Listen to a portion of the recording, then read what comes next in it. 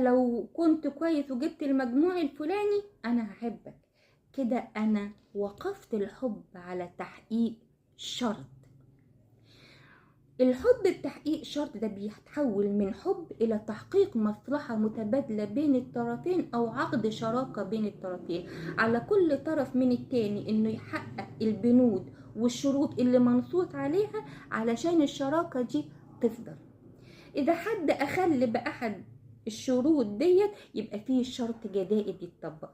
هنا دخلنا من منظومة الحب الأسري، خرجناها ودخلنا لعقد شراكة ما بين اتنين.